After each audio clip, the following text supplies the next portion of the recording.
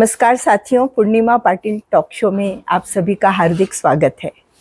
तो आज मैं आपको मिलवाने जा रही हूँ एक ऐसी युवा शक्ति से जिसने एक प्रचलन से हटकर कुछ ऐसे कार्य करे हैं और कर रही हैं। तो आज हम उनसे जो बातचीत करेंगे तो कई नई जानकारियाँ भी हमको मिलेंगी और कई नए आइडियाज़ भी आएंगे। और जो मुझे लगता है जो हमारे श्रोता सुन रहे हैं, चाहे वो बड़ी उम्र के हों, छोटी उम्र के हों या बच्चे हों, ये सभी के लिए बहुत इन्फॉर्मेटिव वीडियो रहेगा, ऐसा मेरा विचार है। और मैं चाहती हूँ कि हम स्वागत करें अपने चैनल में श्रीमती अर्चना गहलोत। वैसे वो पहले अर्चना परसई थी, खोड़े थी और अब वो बन गई हैं गहलोत, इसलिए कि उनके जो पति हैं मनीष गहलोत, वो और अर्चना जी ये दोनों मुंबई के आईआईटी में साथ साथ पढ़ते थे और दोनों ने मैकेनिकल इंजीनियरिंग करी। जब उनकी इंजीनियरिंग हो गई तो दोनों यूएसए गए, वहाँ भी ओरेकल में बड़े अच्छे पदों पे वे काम करते रहे। मनीष जी अभी भी यूएस की कंपनी से जुड़े हुए हैं और जो अर्चना जी हैं वो 15 साल बाद भारतवर्ष लौट कर आई। इंदौर की रहने वाली हैं तो वो इंदौर आई और यहाँ आकर उन्होंने जिस तरह के प्रोजेक्ट हाथ में लिए, बड़े गजब के और बड़े ही यानी अचंभे में डालने वाले ऐसे प्रोजेक्ट हैं कि जिसके बारे में जब हम सुनते हैं, जहाँ वो रहती हैं उसको भी उन्होंने एक अलग ढंग से उस घर का निर्माण किया है। हर जगह उनके दृष्टि में पर्यावरण भी है और रीयूज़ करने वाली जो एक प्रवृत्ति है कि क्यों कोई चीज़ हमारी प्रकृति में फेंकनी चाहिए, उसका यूज़ होना चाहिए। ऐसे कई छोटी छोटी बातें हैं जो हम उनसे ही सुनेंगे। और एजुकेशन को लेकर भी उन्होंने जो एक बहुत ही नवीन प्रयोग किया है उसके बारे में भी हम उनसे सुनेंगे। और ऐसी ही ढेर सारी बातें हैं। तो आइए अर्चना जी, हमारे चैनल में आपका बहुत बहुत स्वागत है। नमस्ते जी। तो अब आप हमें बताइए कि आप तो गई थी अमेरिका जी, जहाँ के लोग बहुत ही भौतिक सुख सुविधा के लिए जाते हैं और वहाँ रहते हैं और उन्हीं के रंग में रंग जाते हैं।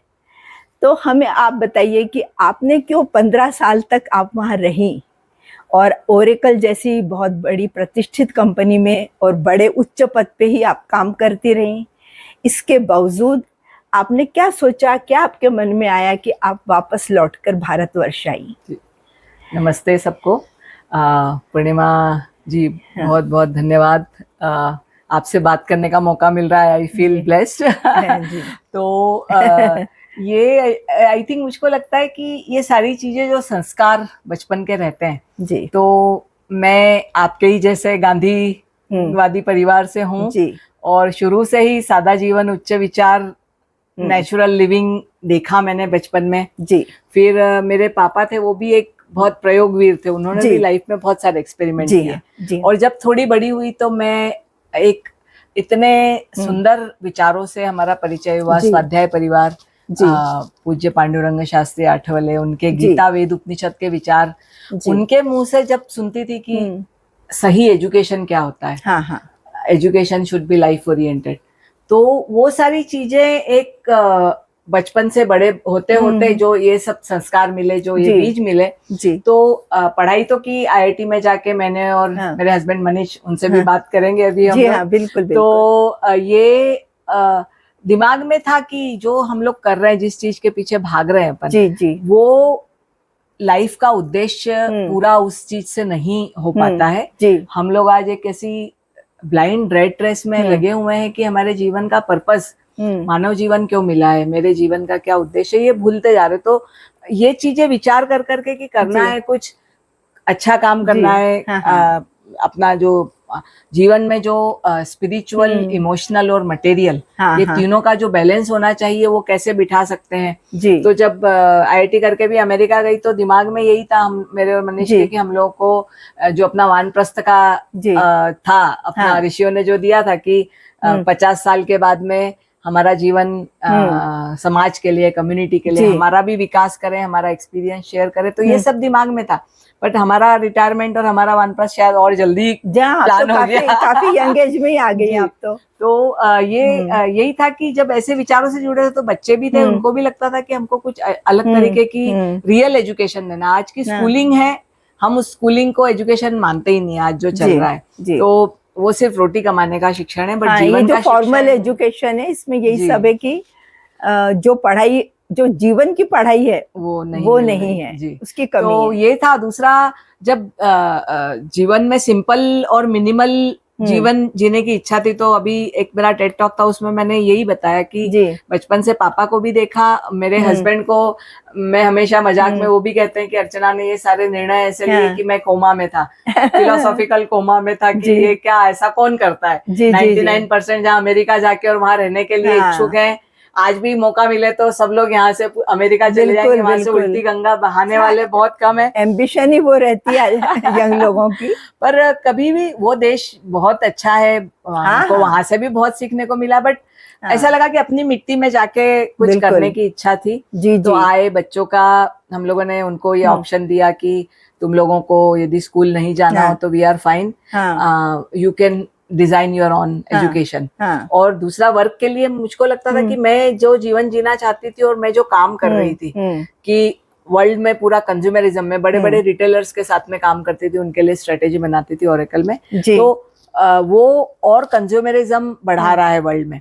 तो मेरा ये कॉन्फ्लिक्ट होने लगा कि मेरी लाइफ में मैं सिंपल और सादा जीवन जीना चाहती हूँ, और वहीं पे मैं अपने जीवन का बहुत मेजर जो टाइम है वो ऐसी जगह को दे रही हूँ जो मेरे कॉन्फ्लिक्ट वैल्यू मैच ही नहीं होती है। बिल्कुल बिल्कुल, वो गलत काम कर रहे हैं, सही कर रही है, इसमें नहीं आ रही, बट मेरी वैल्यू से मैच नहीं हो रहा है। तो फिर मैंने बोला मनीष को कि I think I am resigning, और अपन लोग भारत आने का तो हम लोगों का जब से गए थे यहाँ से फर्स्ट तभी से था कि हम लोग वापस आके यहाँ काम करना चाहते हैं। स्वाध्याय परिवार से भी जुड़े थे, तो गांव में भी यहाँ पे बहुत काम किया, तो इच्छा थी कि भारत में जाके काम करें। तो आ गए। मुझको नहीं लगता कि मैंने बहुत बड़ा कुछ ऐसा अलग कुछ काम किया है। नहीं, एक मन की सुन के और जो अंदर की आवाज थी उस पे again I feel so blessed कि मुझको इतना सपोर्ट मनीष से, मेरे परिवार से मिला, और भगवान ने उसको यश दिया जी। और हम लोग आए यहाँ पे। और ये तो अर्चना जी बहुत अच्छी बात है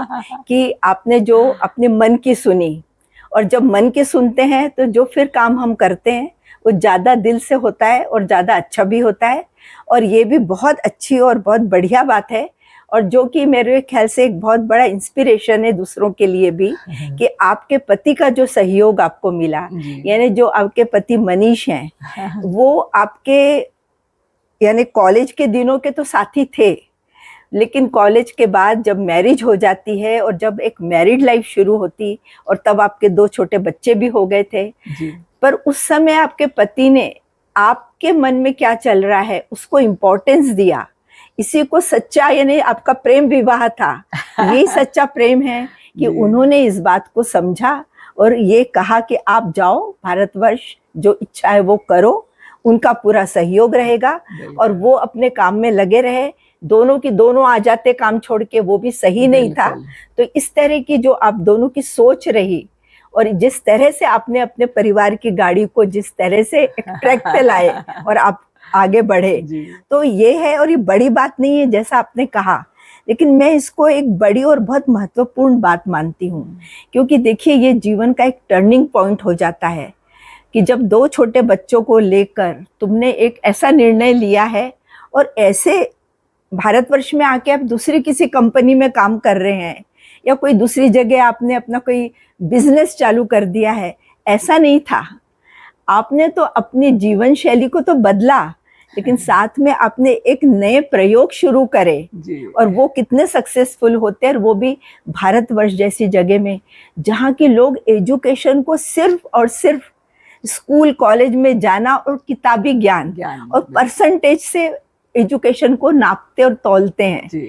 ऐसे जगह पे आकर आपने ऐसा प्रयोग किया कि स्कूल के बिना भी हम कैसे जीवन में करियर बना सकते हैं और खुश रह सकते हैं। थोड़ा इस बारे में जानकारी दीजिए। जैसे आपने बताया ना कि शादी में भी हमारे ऋषियों ने कहा है कि शादी भी एक यज्ञ है, तो वहां से शुरू करूंगी मैं कि वो यज्ञ पहले बौद्धिक, हमारी जो शादी ऋषियों ने बताई कि बौद्धिक, फिर मानसिक, फिर उसके बाद में वैचारिक और फिर बाद में फिजिकल होती है। बिल्कुल। तो जब एक आपके विचार मिलते हैं तो उस यज्ञ को, एक यज्ञ है जो हम लोग साथ में मिलके एक दूसरे के विकास के लिए एक दूसरे का हाथ पकड़ के, कंधा पकड़ के काम करते हैं और अपने जो भगवान ने हमको संतान दी है उनको एक ध्येय देने की कोशिश करते हैं अपने जीवन से दिखाने की। तो उस मामले में भी भगवान की बहुत कृपा है। जैसे आपने बताया कि हम लोग मनीष और हम लोग एक और एक दो नहीं है, एक और एक 11 है हम लोग। हाँ, तो बिल्कुल, वो और फिर यहाँ आए हम लोग तो धीरे धीरे बच्चों की जो सेल्फ लर्निंग, मेरी बेटी 8वीं तक स्कूल गई थी वहां अमेरिका में। फिर यहाँ आके वो सेल्फ लर्नर थी। मेरा बेटा तो गया ही नहीं, मतलब ऐसा बोले तो चलेगा, क्योंकि 1-2 साल ही कभी कभी बीच बीच में। तब उसकी उम्र क्या थी? वो हम लोग आए थे तब वो 8 साल का था यहाँ पे। यानी बहुत 8-10 छोटी क्लास में था। लेकिन उसने घर में आपने जो अस्माकम तो जो शुरुआत की, बिल्कुल, तो वो ऐसे ही हुआ कि हम लोग यहाँ पे एक हमारा फार्म हाउस जैसा था शहर के बीच में, यहाँ पे अभी हम लोग बैठे हुए हैं। जी। तो वहां पे हमको लगा कि ये जो करंट सिस्टम चल रहा है इससे तो कोई भी खुश नहीं है। तो और यहाँ पे किसी ने सुना ही नहीं था कि ऐसा हो भी सकता है कि सेल्फ लर्निंग या अनस्कूलिंग भी हो सकती है। तो यहाँ पे हम लोगों का जो फार्म हाउस था, तो हमको लगा कि नेचर में बैठ के लोग अपनी लर्निंग करेंगे। मतलब एक ही जगह नहीं बैठेंगे, बट हम लोग एज ए फैमिली हमने ट्रेवल भी बहुत किया है, अलग अलग देशों में घूमे, अलग अलग चीजें प्रयोग की है। तो जब लगा कि ये हो सकता है कि बहुत सारे ऐसे पेरेंट्स हो जिनको ये सिस्टम से सेटिस्फाइड नहीं हो और उनको लगे कि हमारे पास क्या ऑप्शन है। तो इसके लिए फिर हमको लगा कि ये वाली स्पेस हम सबके लिए ओपन कर देते हैं। तो ऐसे धीरे धीरे अस्माकम की भी शुरुआत हुई। यानी अपने जो आप जहाँ पढ़ा रहे थे उसका नाम अस्माकम था। और वहाँ किताबी पढ़ाई नहीं हो रही थी, वहां पर जीवन की पढ़ाई हो रही थी, पूरा मतलब एजुकेशन फॉर लाइफ। जी। और मतलब मैंने पढ़ाया भी नहीं ऐसे कुछ कि हमने बस बच्चों को छोड़ दिया। बिल्कुल। एक हम यदि पुनर्जन्म में माने तो हर जीव अपनी अपनी एक जर्नी पे है। और वो एक कुछ अपना लेके आता है कि मुझको इस जन्म में क्या करना है। तो we as a parent we can just become facilitators. तो उसको हम एक कंडीसिव इन्वायरमेंट दे सकते हैं और अपने जीवन से कुछ यदि करते हो तो दिखा सकते हैं। तो उस तरीके से शुरुआत हुई। बच्चों ने भी अस्माकम, तो हम सभी का एक लेबर ऑफ लव ही बोलेंगे हमारा, कि ये बच्चे भी उसमें उतने ही तरीके से योगदान देना शुरू किया। उन लोगों ने अत्री हमारा फिल्म मेकिंग में था, तो बहुत सारी चीजें वो उस तरीके से करता था जी। हम लोगों का, यानी आपका बेटा? हाँ, बेटा जी। मेरी बेटी थी, वो बहुत सारे सेशंस हम पेरेंट्स के साथ में और बच्चों के साथ में, क्रिएटिव वर्कशॉप, तो बहुत सारी चीजें तो वो फैसिलिटेट करती थी। अच्छा। तो वहां से ये शुरू हुआ। फिर धीरे धीरे जब ये हमारी जर्नी शुरू हुई एक जीवन को अलग तरीके से जीने की, तो हमारी बच्चों की क्या लर्निंग हुई वो जाने। मतलब हम लोगों ने कभी फोकस नहीं था कि इनको ये सीखना है, वो सीखना है, वो सीखना है, पर हमारी बहुत सारी अनलर्निंग हुई उसमें। बहुत सारी अनकंडीशनिंग हुई कि सक्सेस के डेफिनेशन क्या है। हम क्यों मानते कि बड़ा जॉब, बड़ा करियर और बहुत सारे पैसे ही सक्सेस की डेफिनेशन है, but failure can be a learning, it is a big learning। तो हमारे जीवन में सक्सेस की डेफिनेशन क्या हो सकती है कि बड़ा जॉब, बड़ा करियर, बड़ा बहुत सारा पैसा, या ये सारा फेमस, या फिर मैं खुश रहूं अपने आप में, ये सक्सेस, ये भी सक्सेस। तो अलग अलग लोगों की सक्सेस के अलग अलग डेफिनेशन, वो सारी अनलर्निंग हुई। फिर धीरे धीरे हम लोग हमारा खेत था यहाँ पे, तो हम लोग नेचुरल फार्मिंग करने लगे। अच्छा। फिर वहाँ पे थोड़ा सा जंगल बनाना शुरू किया हमने, मैंने और मनीष ने, हम लोगों ने, आपने और आपके हस्बैंड ने। जी। फिर मनीष वाटर कंजर्वेशन में भी बहुत काम करना चाहते थे, तो वो धीरे धीरे वो भी चल रहा है। तो धीरे धीरे ये अपने आप एक चीजें इमर्ज होती गई कि जो दादाजी की सीख थी, मेरे पापा और मम्मी की जो प्रेरणा थी, और हम लोग जिस चीज को लेके चल रहे थे, तो वो सारी चीजें मर्ज होके अपने आप एक अब अस्माकम लाइफ यूनिवर्सिटी के नाम से, जहाँ पे हम लोगों ने एज ए फैमिली का लेबर ऑफ लव परिवार, हमारा ये जो घर हाँ, आपने रिकॉर्ड भी किया है वो भी दिखाएंगे आप शायद दर्शकों को कि नेचुरल इको नेचुरल हाउस कैसे हम लोगों ने डिजाइन करके खुद बनाने की कोशिश करी है। टीम लगी है बट हम लोगों ने बहुत सारी चीजें खुद बिल्कुल तो ये एक नए प्रयोग ही आपने किए हैं यहाँ आकर, और मेरे को लग रहा है जो कुछ मैं आपका देख रही हूँ उसमें आप बिल्कुल 100% सफल रही हैं और अभी तो आगे आपको और बढ़ना है। लेकिन ये मैं आपको ये पूछना चाहूंगी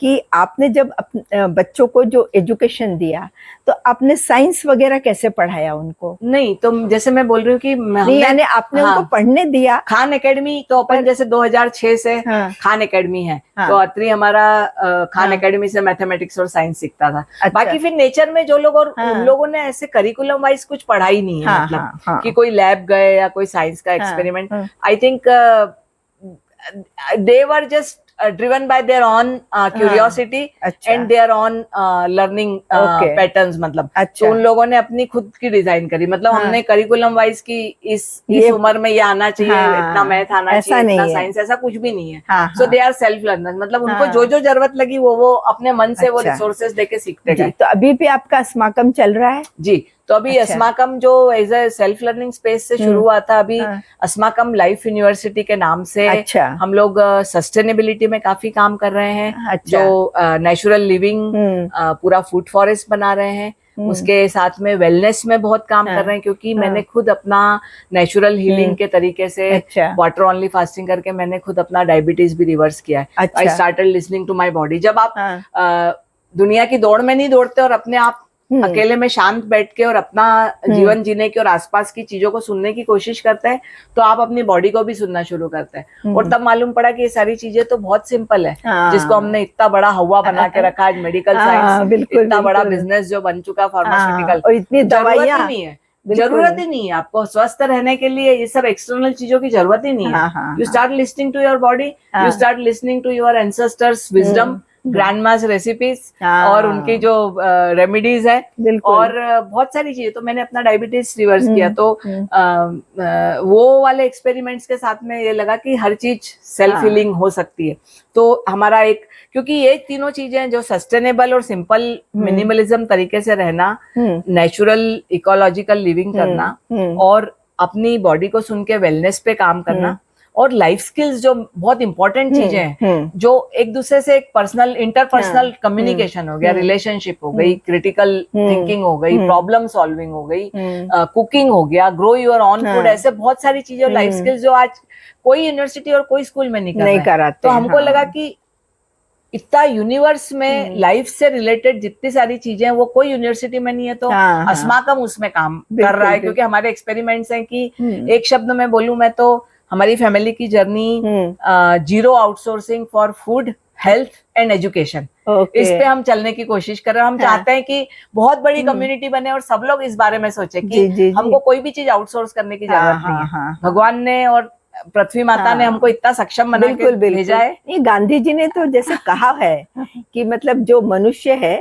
उसकी प्रकृति ने उसकी आवश्यकता पूर्ण करने के लिए सब कुछ दिया है, पर उसकी लालच पूरी करने के लिए वो कुछ नहीं कर सकती है। There is enough for everyone's need, but not for their greed. अब यदि मनुष्य की ग्रीड बढ़ती जाएगी तो प्रकृति क्या करे? तो प्रकृति ने तो भरपूर दिया और उसका उपयोग आपने जिस तरह से आप बता रही हैं, तो ये जो आपकी जो लाइफ यूनिवर्सिटी बनेगी, इसका थोड़ा सा कुछ इसके बारे में बताएंगे? हाँ, तो ये एक इंदौर से 25 किलोमीटर दूर पे एक 15 एकड़ की जमीन हम लोगों ने लेके रखी थी बहुत पहले।